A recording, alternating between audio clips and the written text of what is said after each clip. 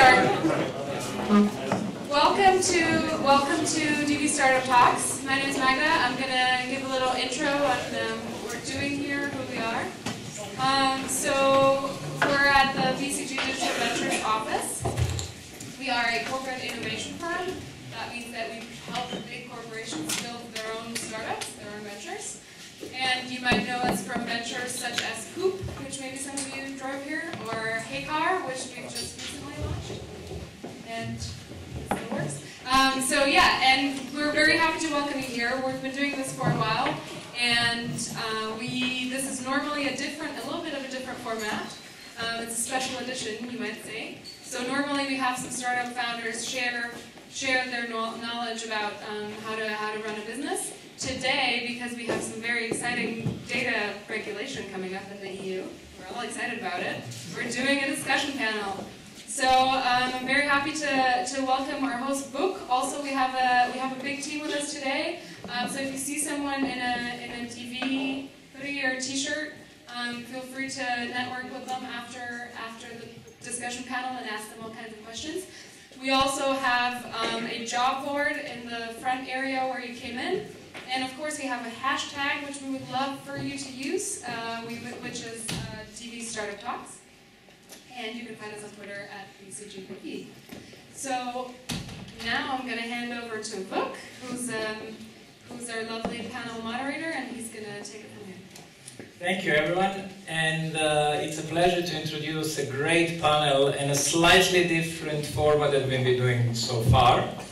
In the past, when we were running Startup Talks, the most interesting bit was actually Q&A and panel discussion.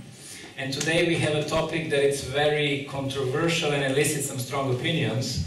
And that's why today we have assembled a great panel of 4 practitioners and theoreticians, so to speak, who will be telling us a little bit more about the topic, as well as discussing and hopefully voicing some strong thoughts and opinions about it as well.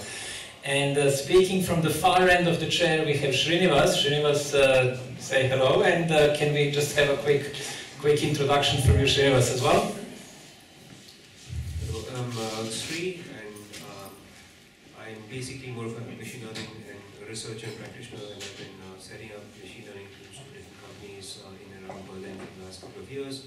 And now I head up a machine learning company which advises different companies on how to do machine learning. Various tough problems. And yeah, thank you for having me. Yeah, thank you, Srinivas. We also have Edward. You'll get my background in about 3 minutes in the presentation. Yeah, okay. Let me hear more. Hold off for a second. Okay, my name is Julia. Hello.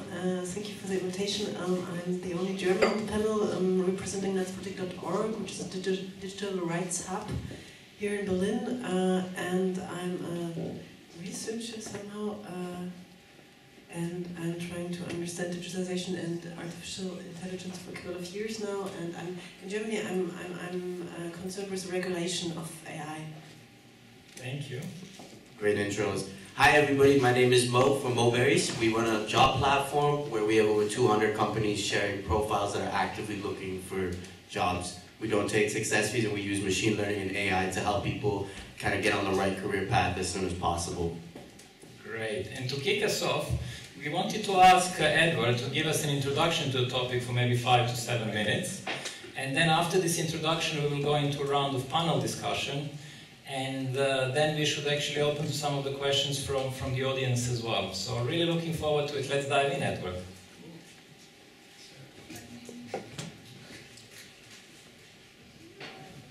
There's always a PowerPoint, so. Appreciate this nice background. There we go. Sorry, I have a clicker for you, so. Oh, there we go.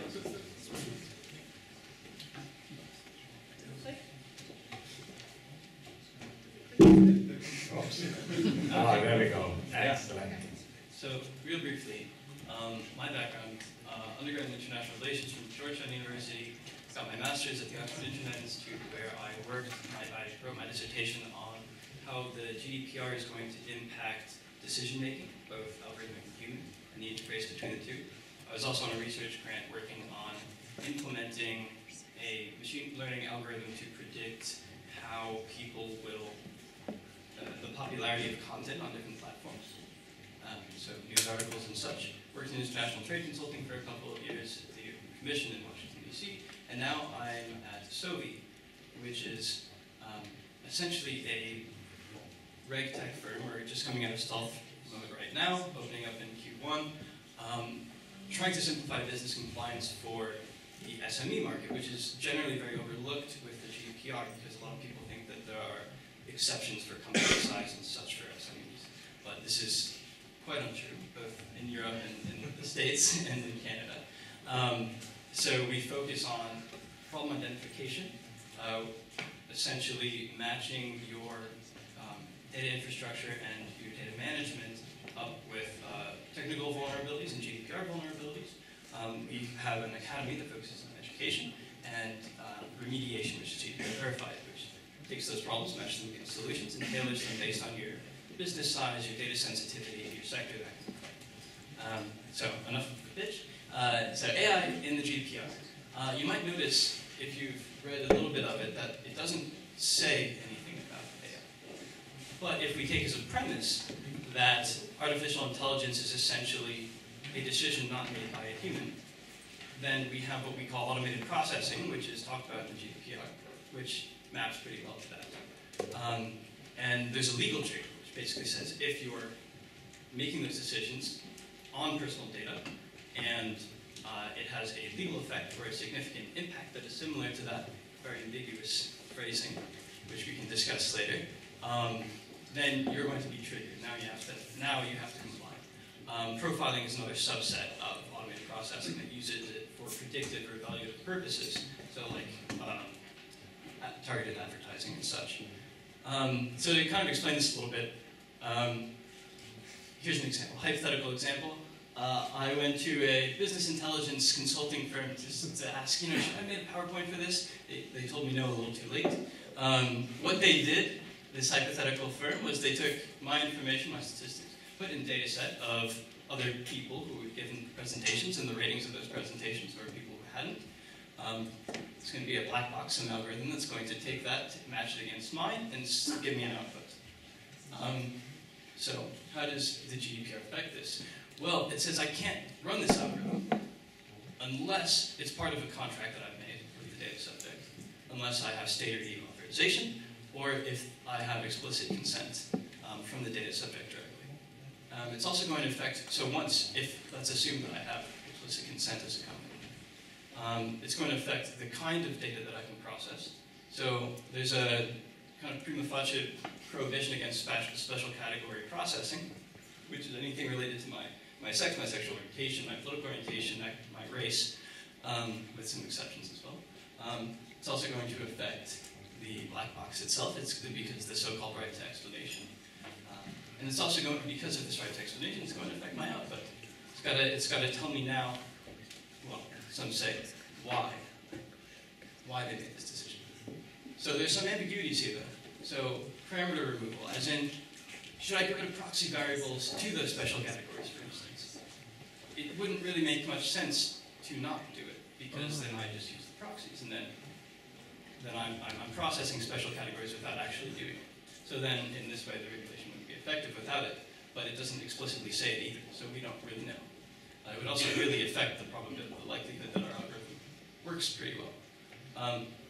The other ambiguity is explanation. So there's some skeptics that say, well, the GDPR now has to, now we have to give up our algorithm. Now we have to know how Google PageRank works.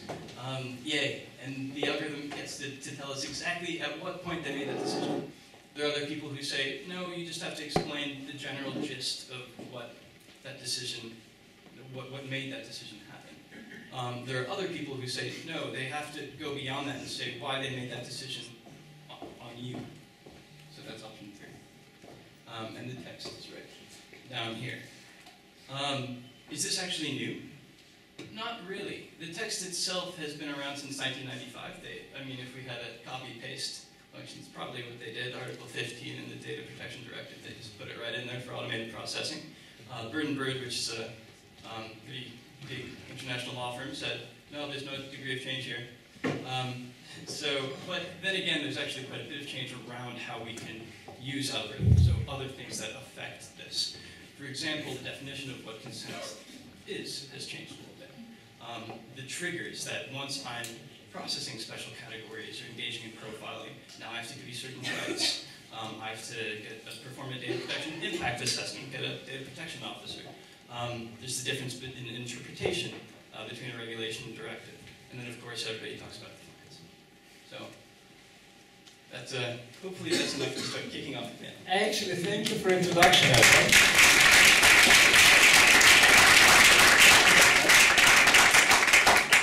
But there is one question in context that is missing for me, and I believe a lot of people in the audience, and that is, what is behind this GDPR? What is actually motivating regulators? And of course, we don't have anybody from regulators talking about it, but we're really keen to hear some opinions from you, especially perhaps from you, Julia, on what do you believe to be the motivation behind this new regulatory regime? Well, it's very simple. I mean, I'm very sad often that most people are complaining about the general data protection regulation because it is about competition, but it's not about the competition, it's about the rights of the human being in front of the machine. And I think it's a very, very sensitive issue and something where we need a very sensitive regulation. And I'm not sure if this one is the best one. So I'm very happy to discuss details of it now, but I think we're basically talking about the rights of the human against the machine, or not against, maybe to become friends with the machine, yeah, maybe. Okay.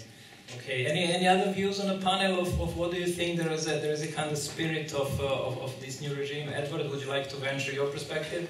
Okay. Well, I could give the U.S. perspective. A lot of Americans think that this is a power grab by Brussels, part of the Brussels effect, to change international legislation, because from an American perspective, we've got all the tech and Europe wants some of it back. There's a lot of buzz about that. And of course there's such a, it's such a power play that I think it can't be ignored. But at the same time, you know, it's couched in this rhetoric around the fundamental right to privacy, and finally getting that there. The tech space has moved beyond regulation for far too long. It's time for regulation to start shaping the game. Okay, having escaped the US into the far nicer times of Europe, my counter point to that is, I think the GDPR it's like most regulation, great in spirit, but torn apart by too much compromise. In some senses, I think it's not strong enough, it could be made stronger, and there are far too many loopholes and what-ifs which make it almost completely watered down. But it sounds like you identify very strongly with what the GDPR is actually trying to achieve, and what is it in your eyes? In spirit, it is, as with all ideal situations, trying to reach freedom from the perspective of human beings in deciding what they share for what applications. Like, I was just looking through what is the data that some photo sharing app on your phone requires. It needs your location, it needs the email or contact history of you with all your closest friends, and how often you contacted them and when. There's no reason that a photo sharing app or photo app needs that.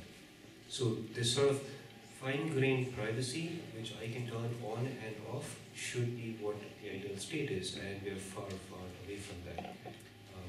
Is there from outside looking in, from my perspective, GDPR sometimes feels like it's couched as a defensive move on Europe's part, or at least sometimes it's painted in that light. Does anybody in the panel would like to offer again perspective of to which extent does this ring true? Perhaps you, Julia, and then we can go to Mo. I'm very sorry that it is perceived as a power thing, because I think it's not about power. So I've been doing research on digitization for about 40 years. So I didn't do the research, but my research, the period I was working at for 40 years. And I mean, from the early beginnings of digitization, which I was, I mean, the question is, what kind of goals are you following? So what kind of goals do machine learning reach, or automated decision making? And I mean, there are a couple of point of views you can take, or you can. It's really difficult to regulate artificial intelligence and automated decision making. So you can have a look on the data, you can have a look on the models, you can have a look on the results. But I think the most interesting thing is to have a look on the data. And I mean, the General Data Protection Regulation does cover personal data, which isn't the majority of data that is being processed now. So I would also say, well, we need to extend the data, the General Data Protection Regulation in terms of e-privacy, so in terms of meta communication data and other sensor data. But it's not about power, but it's on the question, what kind of technology do we want to be friend with humans? So maybe something like this. It actually sounds like the consensus is there is quite a lot of perhaps good intentions behind this regulatory regime. Maybe I can add this. I spoke to the people who wrote these articles. You probably perceive as being difficult. And of course, they just copied the thing from 1995, but in really good belief and really excited about what we are going to do with it now. So that they know that the technology shifted, so that we are now a step further. But it's in the best intentions. It's not about putting somebody down, but protecting human beings. Yeah.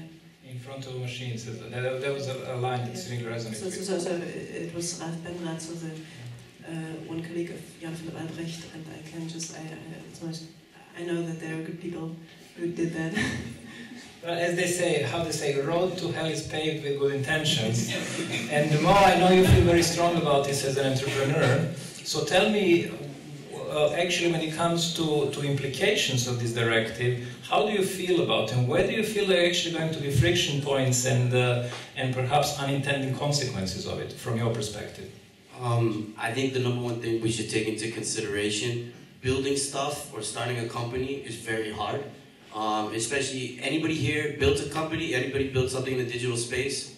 Okay, so one of the things you know, for example, is user journey, right? And the one thing that we've been discussing, for example, is consent. If you look at consent, what are the different degrees of consent do I need? Is this like an onion? Is there different layers to this that I have to peel back? People who built a product understand that user journeys and optimizing them, that's a core thing that we do every day. So if I'm having to go in there in the user journey and add more consent fields, more things for a user, who thinks the user is actually going to adapt to that right away? They're going to get frustrated. They're going to probably go to a competitor that's based somewhere else, and they're going to start using their product. Because in the end of the day, the user, what they're in it for a seamless process. They just want what they want and as soon as possible, right? That's why companies like Amazon are able to make suggestions to you and different things from different services without you having to put a lot of brain power in it yourself.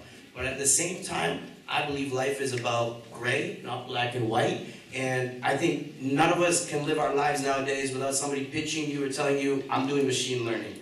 So it seems like we're in a gold rush, right? And the thing about a gold rush, you want to prevent it from becoming a Wild West. So this is the reason why I like Europe, in a sense, because I grew up in North America. I like Europeans because you've got Elon Musk running around the world, fear-mongering, telling people like AI is going to destruct people, it's going to know how to kill people. Terminator scenario. That Terminator scenario. So the reason why Europeans are really built on established centers in old economies, old cultures, and they want to preserve that. So to avoid Elon Musk scaring the hell out of us, they're saying like, let's put some base principles in place now, and let's see how we develop them. That's the way I see it now, is to try to get everybody on the same page and everybody in line. I by no means think this is perfect at all, because the level of paranoia where one minute I think something, then I research something, then I speak to experts in the space, and I'm getting different information from everywhere.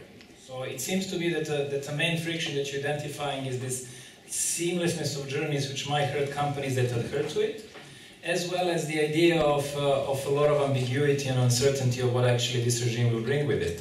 And it'd be interesting to hear from for instance, from you, Ed, having looked at it more from a legal perspective, and then later on from you, Srinivas, from a practitioner perspective of, but what is are there actually gray zones, and are we perhaps reading these laws too literarily, and how to kind of unpeel these layers of onion, so to speak. So, for instance, what is the leeway that we'll be able to play with? So, Ed, Edward, sorry, if you can, if you can talk to that a little bit, that would be great. Well, there's so much leeway, it seems. There's so much ambiguity in the regulation, mostly because it hasn't come out yet, and there's still the Article 29 Working Party is publishing working papers all the time, trying to explain what they wrote. And I think it's taking so long because they're still trying to figure out what they wrote. One of those things being consent. I mean, a lot of people say that the GDPR is about consent. We're putting privacy back into the space of consent, which is giving autonomy to the user to say, yes, fine, take my stuff. But there are so many other ways to get around it without getting consent. There, not to get too into all the different ways that you can justify yourself, but you can have legitimate interests in processing. It can be in the public interest. It can be part of a contract, that kind of thing. So the way I look at the regulation, the way I kind of hesitate in its effectiveness is, one, people are just going to go around the consent requirement. If we're boosting consent up to here, but we're giving you all these other options, why don't I just go over here and do one of these other ones? If I want to get out of automated processing, well, it's only about automated decision-making, solely automated decision-making. So if we put a human in the loop as a rubber stamp and say, sure, okay, if the algorithm's 99% right, then I get that as a human, as somebody in this company, and say, well, that looks right to me, check. Okay, so now do we not have to comply with Article 22? I don't know. And Article 22 is pretty crucial in this context, no? Yeah, automated decision-making, to me, seems like, yeah, that's not what AI is. Okay, Srinivas, what's your perspective as a practitioner? Or put differently, what will you be doing differently when you build your next AI product? I think, unlike what the regulators hope for, there might not be that much difference in behavior, simply because they leave wide gaping loopholes in part of that. For example, if you use someone's information in order to make a decision about whether to give loans to them or not. So here are some possible ones without getting too deep into it. One would be, instead of declining people, you give them 3 billion % per day. You never decline anyone's loans, just to increase the interest rates enormously. Basically, if you want to get around reporting requirements, for example, I was surprised to see that if you, anonymize some data in a certain way, then even if if you lose some of the data to attackers, you don't have to report it to the public unless it is critical in some way. The problem is, I highly applaud the actual sentiment of protecting people's data and privacy, but I think this is completely very watered down as far as implementation goes and as far as achieving that spirit. And that's at least my take on it. So if anything, I'm hearing from that angle that if anything, there are too many leeways that essentially nothing will change. And it seems, I mean, unless we, like Ed mentioned, it's not out yet, so we'll see. And I think it's also like the lemming situation, lemmings which go and jump off a cliff. Everyone waits for the first lemming. So you need to establish case precedent. Like someone has to get sued in order to know what the boundary is like. And everyone's just sitting around waiting for the first person to get sued.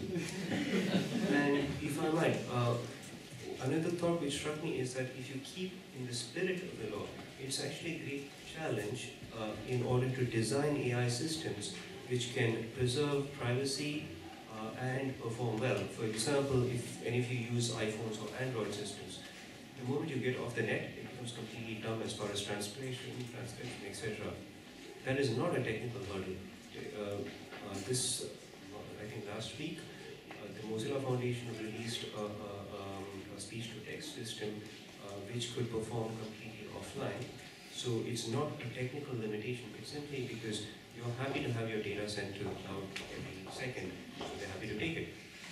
And I mean, there's, I guess out of this audience, most people don't use a Tor browser or don't use DuckDuckGo. Like, the problem with signing in or opt-in is no one reads the EULA. Like, you just sign it, you want your goodies. So I think opt-in as a way to do anything useful for people is fundamentally a good model.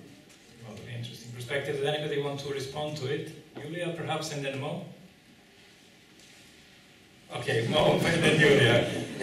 I just want to know, are you all familiar with Article 22 of the General Data Protection Regulation? I think it's safe to assume no. Okay. Let's assume no. This is how the knife will hand over. So it says basically that humans have to have the right to, in cases of automated decision making, to understand the logic involved, significance, and the expected consequences of automated decision making, and in general should have the right for human intervention in decision making with legal consequences, and some right for objection to the decisions, and what else? There's a third point, I forget. But the question, so it's one of the key points in the German discussion about the implementation of the regulation is, okay, most automated decision systems that are in use right now are no decision-making systems, but recommendation systems. So usually the machine just gives a recommendation and some person follows it. And so there's one hole in that, which I would think that should be closed, but I would also like to, I have a question to the audience. When you said the audience wants a seamless user experience, and I'm not right sure. I wonder why. I wonder if yes or not. Are you all trusting machines and you all want to have a seamless user experience, or do you want to have a right for intervention? I think. Why don't we let audience ponder this and maybe have a vote on the end when we hear all the angles? So let's do it that way, and in the meantime, let's hear Mo's perspective on it. I simply think one thing that Edward said, like if an algorithm is 99% accurate, I want to know where that algorithm is coming from. That's amazing, because we're making all these pretexts that everything is happening in a perfect world, but let's break it down here. Who here works in a startup or has built something? Nothing is ever perfect, guys. Like, the one thing we don't ever talk about is drip campaigns. You've got somebody who came onto your platform, you saw that they were active, you go in e-commerce or whatever, and you want to reactivate that person. So these are things that, okay, if I want to put you in a drip campaign, I want these and that, I have to get your consensus for. Same thing with data processing. Look, plenty of fish in dating existed forever. But why is Tinder popping off? It's a seamless process for you guys. Their algorithms, the way they do things, the way they test in Australia before they release something to you here, the reason why this company has grown, people just want product. They just want it and they want to use it. Am I wrong? Or is somebody going like, okay, I need to do all this consensus, this and that, I'm going to run it through my legal department, and then I'm ready to log on. That's a perfect world, right? But that when people come to my website, they expect that within like a minute, they understand what we do, they understand this is how fast I'm going to render you service, so they can move on with their day. That's the whole point of technology. So we can all live together as humans and we can get machines to do the work for us. Am I wrong there? It sounds like a pitch for robot-enabled socialism in some way. Come in, feel the seamless experience. Mo just gave a great use case of why the GDPR should exist, because people don't really operate on a fundamentally rational level, and they cannot. So the GDPR exists, or should exist ideally, to protect us from our own stupidity. Essentially, we say yes to everything. I mean, ultimately, at the end of the day, no one has any idea of the downstream consequences of things. So you need some regulation to protect you from human fragility. It's anti-fragile in a sense. Mo. I would answer that like, who eats fast food? You know you're not supposed to be eating fast food, but you still do it because it's delicious. You love it, right? Right? But at the same time, right? Like you have to look at it from me as a provider in the marketplace, right? If I'm not giving you what you want at your speed, you don't care about these compliance or whatever things. You're just gonna move on to the next one. There are people, and the one thing let's be really clear about, Germany already has strict compliance rules if we compare it to all the other EU countries and all the other countries around the world. So I know this from my time in digital advertising, how we had to do black box situations, and I know how people used to work around that. But at the same time, I'm talking to you, the people, because if I don't give you a seamless experience, you're gonna be like, yeah, that guy sucks. I don't want to deal with him. I'm gonna move on to somebody else. Because look at Instagram, everything. We're in a world now where you want everything like this. And if I don't give it to you like this, I suck. That's the truth, I think. The question for panel, Srinivas, I will actually stop you there because there is a question that I'd like to address. And I'm hearing this convenience trumps not good intentions, but trumps how to put it this way. There is a trade-off between privacy and convenience, and in this trade-off, convenience is likely to win. That's how I understood the argument. The only thing I'm trying to add is like we at our company, we're very compliant. We take data compliance very seriously. The only thing is it just seems like we're adding a lot more layers if you compare a European company to an American company where their motto is break stuff, move fast. Now I have to go, okay, talk to the lawyers, see how we're going to build this, have a product meeting, have a meeting with the data engineers, see how we're going to do this. So it adds a lot more layers. Interesting, and I'd like to hear first from Yulia. I know you've done some research on the topic, and then from Srinivas as well. And I'd like to hear what is the researcher are you actually seeing happening in the EU, and frankly, are we going to keep up? You want to know the research? If you have some insight that you can share. I know you're researching and you're in touch with a lot of research institutes, with a lot of companies doing interesting things in EU. And I'd like to see whether this future of technology innovation from your perspective is safe in Europe, or perhaps a doomsday scenario where we simply get overrun by more seamless potentially services from outside the EU is going to eventually do harm to EU. Okay, I cannot give an opinion on all things. I can give an opinion on the civil society and the German state, which is maybe enough.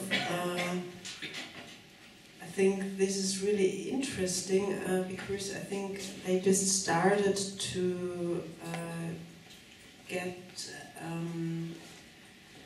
can I say first approachment to algorithms, so an idea to classify them, to have a look where they are applied, and to start thinking about where to regulate or where not. So I think it's clear that there are a lot of cases where automation is like of really great benefit, but maybe there are some cases where you have some problems, and I think they just started to do research on this. I think the most interesting actors are civil society at the moment, in terms of research, but for the negative social consequences. So on the other hand,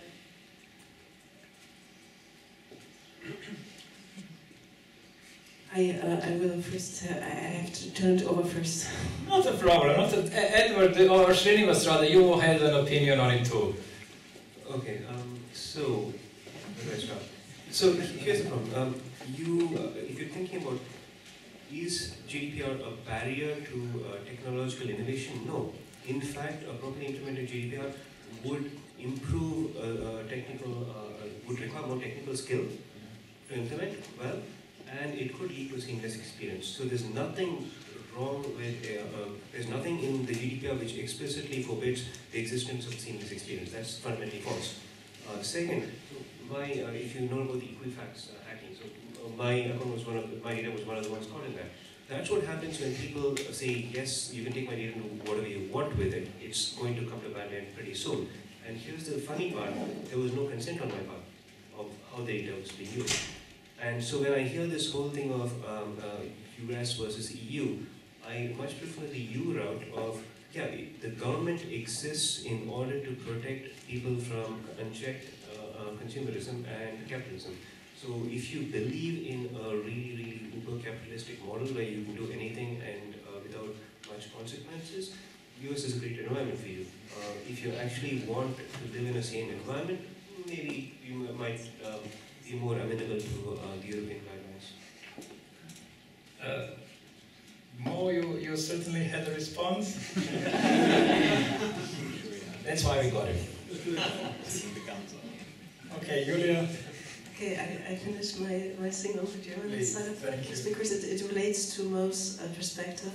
So I think where the German state is most interesting in is securing that all of the transactions that are integrated into automation are secured. And I don't know if when we're talking about blockchain and Ethereum. Yeah. And I think it will be very interesting to follow the discussion during the next weeks. If I may add to that, something I learned from hip-hop is players are going to play A lot of lessons there. and haters are going to hate, right? So what I'm trying to explain by that is if somebody wants to get around these rules, guys, they've existed in Germany, we have very stringent data protection laws, they're going to find a way around them. They're going to find a way to manipulate them, and especially when you have legal departments that you're paying good money to. But in the end of the day, is I feel the bottom of the pyramid, the hustlers, the ones that want to build products and bring them up, because I understand what you're saying about seamless data, a journey for the user, but that involves countless hours of testing. An interesting fact is that most products that are launched, it takes them almost about 2 years to find an ideal fit in the market.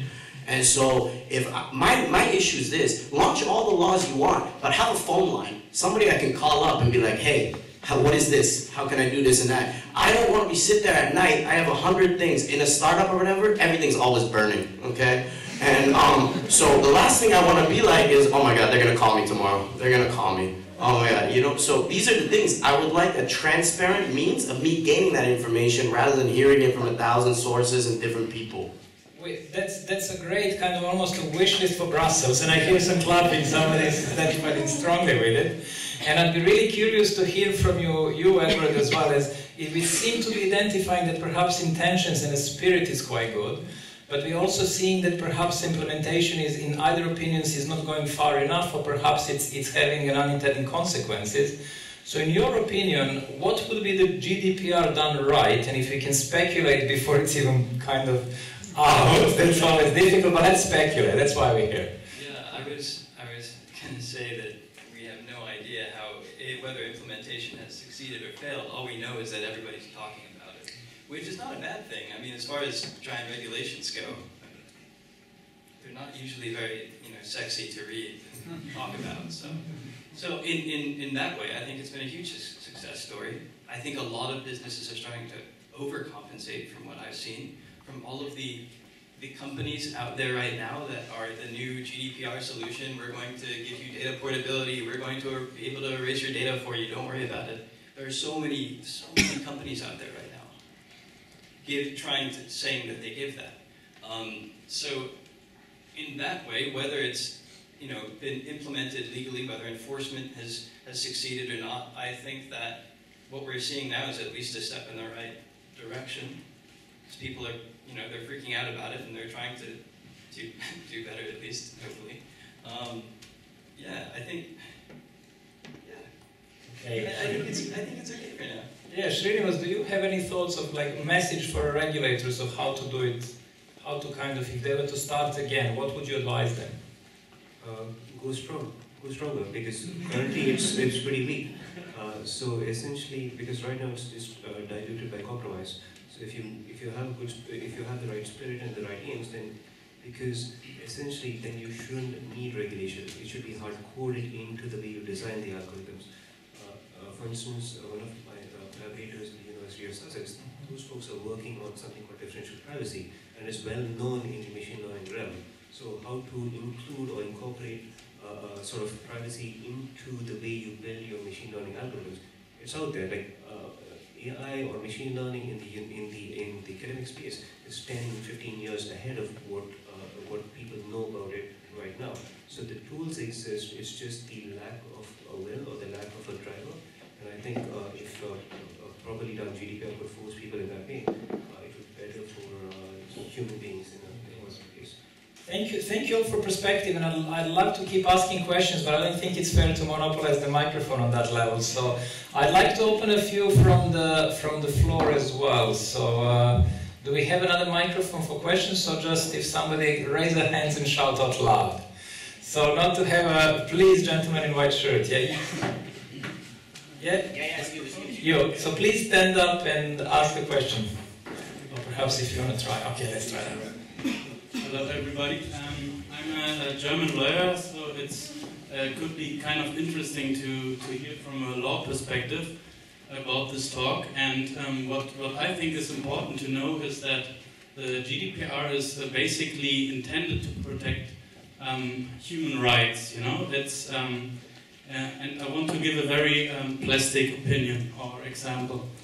For example, nowadays there are new insurance models that give you a little Fitbit on your hand wrist, and then they monitor your behavior and say you will get refunds of your health insurance if you go to the gym 4 times a week. And which means everybody that does not use such a Fitbit in the end will get worse conditions on their insurance.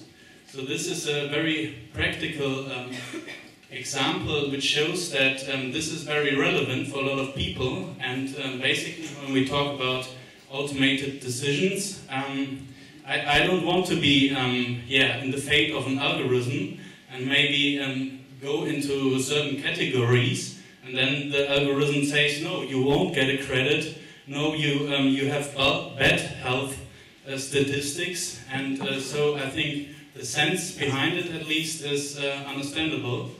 And when we talk about the EU and the American market, maybe that's also important. We're here in Berlin, so we Germans have very bad experiences with supervision, especially by the state. You know, the Stasi was here, they had a lot of data and they misused it. And this explains a bit the European and German mindset and makes it a bit more understandable, maybe. Thanks for giving a background. That's really useful to hear that perspective. Is there, in addition to this statement, do you have a question for a panel, perhaps? Or thank you. Very valuable contribution. I just wasn't sure if there was. In terms of the questions, let's go to another gentleman, a handsome bearded gentleman over there. Sorry. Oh, there was something to respond on. Yeah, there was just a quick response. Okay. I think the health insurance example for an IoT of Fitbit is really interesting. This is probably controversial, especially in this country, to say. But I would so from my perspective, okay, I would be concerned if I would not be concerned if they gave positive incentives to people to we will reduce your premium on something if you do this. We see this everywhere. This exists. This has always existed. But I would start to be freaked out if it actually got worse for people who didn't, right? So we're going to decrease your premiums from what they currently are if you don't use it. Isn't this the same? Is it the same thing? To me, it feels. At least to me, it feels different. It's relatively yes. Okay, there's a relative difference, but You also have the perspective, please. I have maybe 2 things. One is related also to Oxford, and but Bruges, I came over in Fraunhofer Institute, so kind of interesting thing. Sandra Wachte at Pratt Mittelstadt and Chris Russell from OII, they just developed a tool which is really interesting because it's providing counterfactual explanations. So if the computer says no, it should be forced to tell you what you have to do to get the better result. So which is a kind of interesting thing, which could be more easy to implement than advancing the regulation. So thinking in terms of tech instead of law. And when it comes to the dictatorship or to the important question how to prevent abuse, how to prevent strategic abuse, and how to prevent fails. I think it could be interesting to think about a variety of systems. So to have for the same purpose different systems who may have another answer, and to check them. Actually, I'm going to go to make it more interesting. I know there are more opinions on this topic on a panel, but I'm going to ignore them for a second to get more questions from the audience. Yeah. So please. Hey, so one dimension we haven't talked about yet that I think is quite interesting is who's the regulation actually going to hit? So if we have startups and larger corporations, and for instance you said earlier that there's loopholes, but it could be that a larger corporation that has a bunch of lawyers and can afford them, has a bigger team to actually work around this, is not affected by it, but a small startup that is making mistakes, and this could basically break its back. So what do you guys think about this kind of dimension of like large corporation versus small corporation, and who is it actually going to hit? Mo, what do you think? Let me kick it off because they're going to give you some gold after this. I think it comes down, based on my understanding, what it comes down to is understanding, are you a data processor or are you a data controller, right? So if you own a platform and you're providing some type of service through that platform, you the controller, you're the one held liable for the people that are processing that information directly. Now, the second thing in history, have you ever seen a big corporate go down? No, because they've got the money. And then even from a legal perspective, I think what the panel's really brought up is case law. What case law is there in place currently, and how do different lawyers interpret it?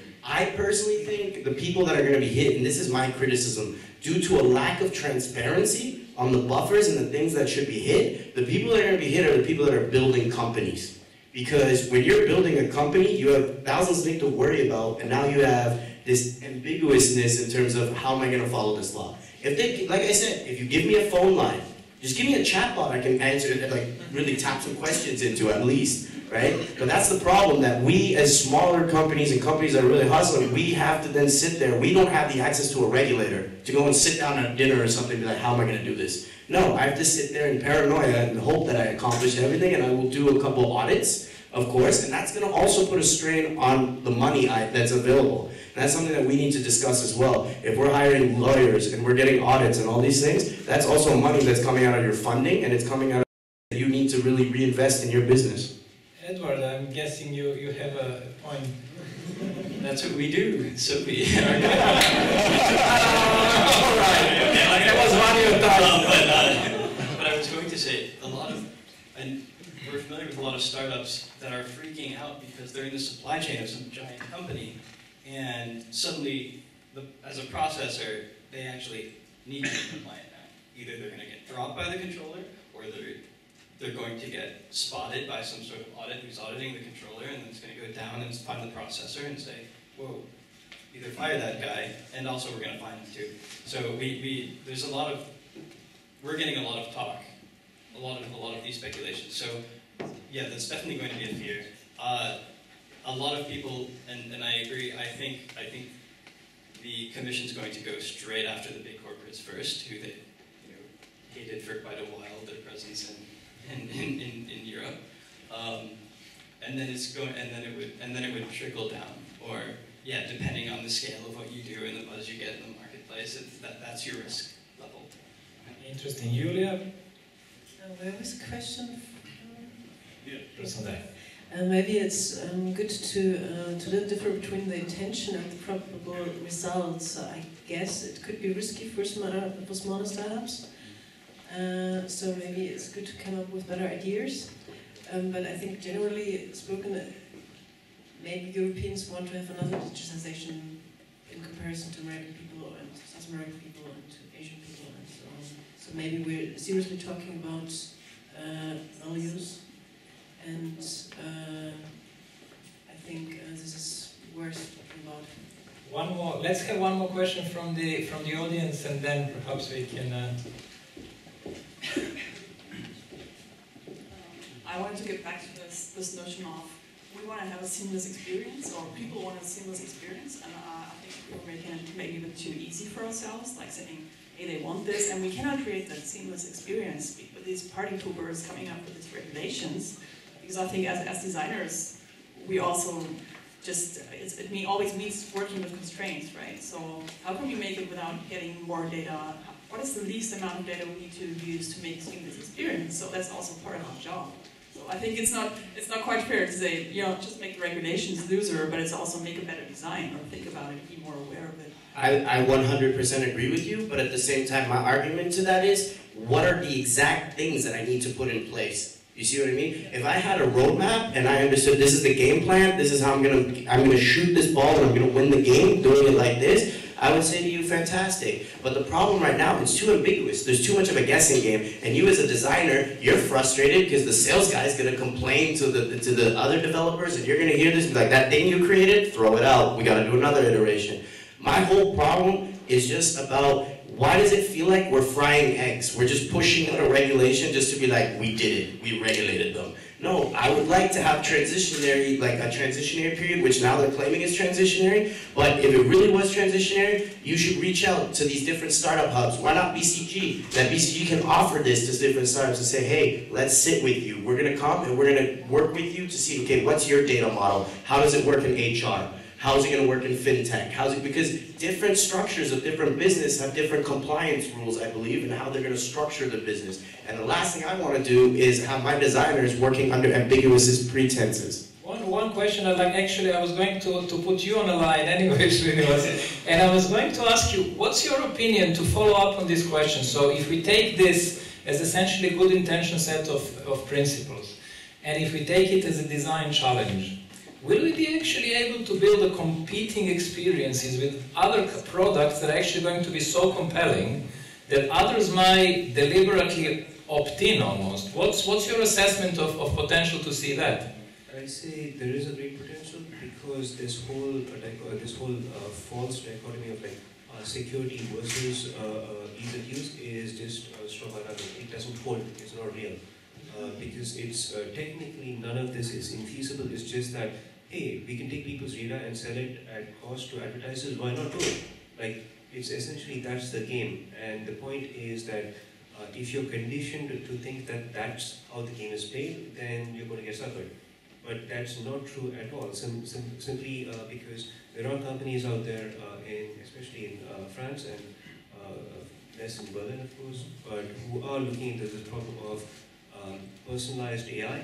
There is no reason for say, Amazon or Google to send every voice snippet of yours to the cloud. Fundamentally, there's no technical reason it needs to do that, nor does it make it any more seamless. Along with this opt-in for data, like sharing data, it's not that difficult to have a good experience while they incorporate it. Excellent. One point I'd like to make is also when I heard some of the audience mention about, we don't like algorithms telling us what to do. In fact, that is, it's not, the algorithms don't come down from the sky and actually make their own decisions. It's trained on human data. In fact, especially for the insurance example, it's actually better because knowing more accurately when good loans can be made or not, theoretically can give you a better price. Of course, then the suits come in and they might take the profits, but ideally, you could essentially get better rates for everyone while playing it safe. Thank you. Is there any one last question from the audience? Okay, sorry, I don't want to ignore people behind my back, so why don't we go there? Thanks. I have a question concerning the lawful basis of using or processing this kind of data. We have spoken very much about what you also brought example of contract, of legal obligation, and I have a point that's always like very much discussed and is also one of the gray zones that you have mentioned. That's the legitimate interest. And the legitimate interest is something I would like to ask for your interpretation, because we are so unsure how to interpret what a legitimate interest is, because it's like the most generic term you're trying to choose, right? It's like somebody told, like, how can we name the thing that we don't want to close everything? And yeah, that's why I would like to ask you for your interpretation, maybe to the whole panel. Great question, thank you. Oh gosh, I would like to ask the commission that myself, because yeah, that is, I mean, to me what I see as one of the largest loopholes in the entire structure. Your legitimacy for processing personal data derives from, 4 or 5 different things you could do. Legitimate interest? What? Yeah, I don't know. I have no idea. It's as big ambiguous to me as it sounds. and I don't want to put my foot in my mouth a little early before, I guess we're going to have to wait and see when somebody gets sued for not processing legitimate interests, and I'd love to see what those illegitimate interests are. It could be maybe one of those, you could see it as like an to put my foot in my mouth, an anti-dual use case kind of thing. As in, I processed it for this purpose, and now somebody else has discovered that I'm actually using it for something else, and I haven't asked for consent, or it wasn't part of what the contract in the beginning. That could be a relatively straightforward way of interpreting it, but I'm sure there's an array of different gray areas that we can take this. Well, thank you. Now, I think we could be debating this thing all night, so I'd like to first of all thank all discutants for tackling head-on the really complicated topic. I'd like to thank you all for all the questions, and before you go, how about answering the question, are you ready to trade in seamlessness for privacy? We know that it's a bit of a false, but where do you stand? Where is your heart? So those who are willing to keep privacy, hands up. Okay, I can't count, but quite a lot. And then other way around? So this is seamless? This is seamless. I would say that privacy just about shaded, but interestingly, it wasn't quite unanimous one way or another. And I think this is probably indicative of where we're heading. Basically, let's see who gets sued first. It's going to be a fascinating game.